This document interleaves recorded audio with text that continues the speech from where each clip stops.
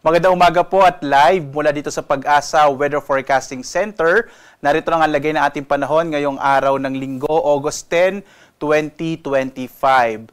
At dito po sa ating latest na mga inilabas na thunderstorm advisory, makikita po natin na karamihan po ng ating mga thunderstorm advisories ay nasa may bahagi ng Central at Eastern Visayas, ganoon sa ilang bahagi ng Mindanao kasama yung Palawan, at dito sa may bahagi ng Ilocos Norte. So, maaari nyo pong makita yung mga updated na mga thunderstorm advisories, rainfall information, particular na pag bumisita po tayo dito sa panahon.gov.ph. Ito po mga nakikita nyo mga thunderstorm advisories as of 2:45 AM po yan inilabas ng iba't ibang mga regional offices ng Pag-asa sa buong Pilipinas.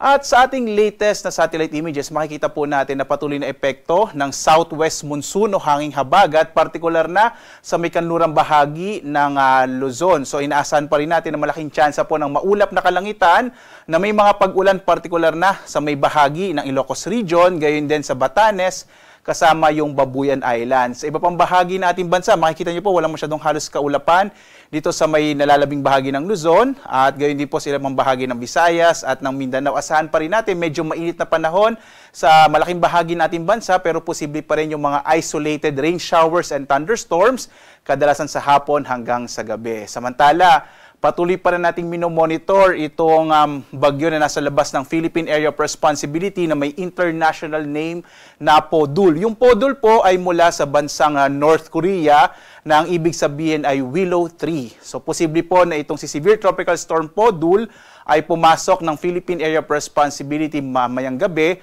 o bukas ng madaling araw. Huli po natin itong namataan kaninang alas 3 ng umaga, nasa 1,875 km east ng extreme northern Luzon. Taglay yung pinakamalakas na hangin, nasa 110 km per hour malapit sa gitna.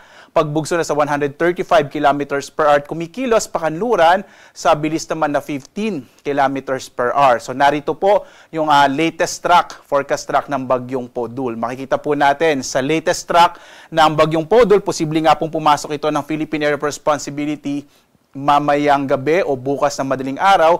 Mananatili ito sa may northeastern part ng PAR, bandang araw po ng Lunes hanggang Martes. Posible ito maglandfall sa bahagi ng Taiwan bandang Miyerkules bago tuluyang lumabas ng PAR. Base po sa ating mga latest update din at latest na data, medyo maliit yung tsansang magkaroon ito ng direktang epekto sa ating bansa. Pero kung ito ay kikilos pa patimog o pa southward, posibleng magtaas tayo ng tropical second wind signal sa may bahagi ng Batanes. So patuloy po natin i-monitor itong bagyong papasok ng Philippine Area of Responsibility. Sa ngayon din po, hindi natin nakikita na masyado itong palalakasin yung habagat.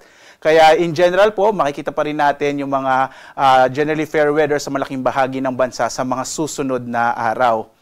Ngayong araw ng Linggo, inaasahan natin na malaking tsansa ng mga pag-ulan at maulap na kalangitan sa may bahagi ng Ilocos Region, gayon din sa may area ng Batanes at Babuyan Islands. Sa nalalabing bahagi naman ng Luzon, patuloy na makararanas ng mainit na panahon na may mga pulupulong pag-ulan, pagkilat-pagkulog sa hapon hanggang sa gabi, dulot ng mga localized thunderstorms. Kadalasan tumatagal po yan ng mga 30 minutes up to 1 hour. Ang agwat ng temperatura natin sa Lawag, 24 to 31 degrees Celsius. Sa Tuguegarao, 24 to 33 degrees Celsius. Sa Baguio, nasa 16 to 24 degrees Celsius. Sa Kamaynilaan naman, 25 to 32 degrees Celsius. Sa Tagaytay, 23 to 30 degrees Celsius. Habang sa Legazpi, 25 to 32 degrees Celsius.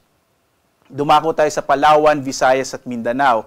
Dito nga sa Palawan, inaasahan pa rin natin ang mga isolated o pulupulong pag-ulan, pagkilat-pagkulog, kung saan yung agwat ng temperatura sa Calayan Islands, 25 to 31 degrees Celsius. Sa Puerto Princesa naman, 25 to 31 degrees Celsius. Malaking bahagi din ng Kabisayaan ay makararanas ng mga pulupulong pag-ulan, pagkilat-pagkulog, lalo na sa hapon hanggang sa gabi. Ang agwat ng temperatura sa Iloilo, 25 to 32 degrees Celsius. Sa Cebu naman, 25 to 33 degrees Celsius. Habang sa Tacloban, 26 to 32 degrees Celsius. Bahagyang maulap naman na may mga pulupulong pag-ulan, pagkilat-pagkulog din ang maranasan sa malaking bahagi ng Mindanao, kung saan yung agwat ng temperatura sa Zamboanga nasa 24 to 33 degrees Celsius, sa Cagayan de Oro 24 to 32 degrees Celsius, habang sa Davao 25 to 33 degrees Celsius.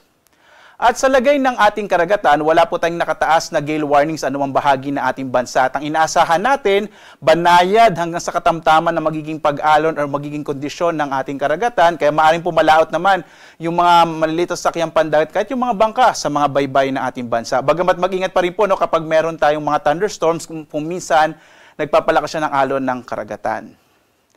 Sa susunod na 4 na araw naman, narito po yung ating 4-day weather outlook kung saan inaasahan po natin bukas, generally fair weather yung malaking bahagi ng ating bansa, maging sa pagpasok po nitong bagyong Podul. At muli po, kapag pumasok yung bagyong Podul, itatawagin po natin siya, ang kanyang magiging local name ay Goryo. Hindi pa natin ito inaasahang magpapalakas ng southwest monsoon o habagat sa pagpasok nito mamayang gabi or bukas. Pagdating ng Martes at Miyerkules, yung malaking bahagi ng kanlurang bahagi ng Visayas at Mindanao kasama yung Palawan, posibleng makaranas ng maulap na kalangitan na may mga pag-ulan, posible ding lalabas ng Philippine Area of Responsibility ang bagyong Podul na may magkakaroon ng local name na Goryo bandang Miyerkules ng gabi. Pagdating po ng Huwebes, inaasahan natin mas malaking bahagi ng bansa ang makararanas ng mga pag-ulan dulot ng habagat, kasama na dyan yung Southern Luzon, malaking bahagi ng Visayas at gayon din sa may area ng Mindanao.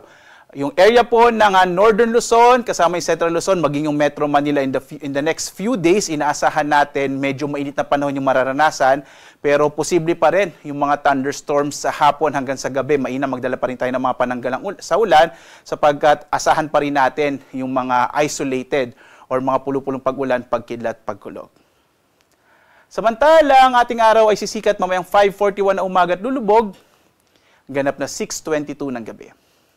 At sundan pa rin tayo sa ating iba't ibang mga social media platforms, sa X, sa Facebook, sa YouTube, at sa ating mga websites. pag-asa.gov.ph, gayon din po sa panahon.gov.ph, doon nyo nga po makikita yung ating mga latest na mga thunderstorm advisories, rainfall information, general flood advisories kapag meron po tayong mga heavy rainfall warning. At live na nagbibigay update mula dito sa Pag-asa Weather Forecasting Center. Ako naman si Obet Badrina. Maghanda po tayo lagi para sa ligtas na Pilipinas. Have a blessed Sunday po sa inyong lahat. Maraming salamat sa inyong pagsubaybay.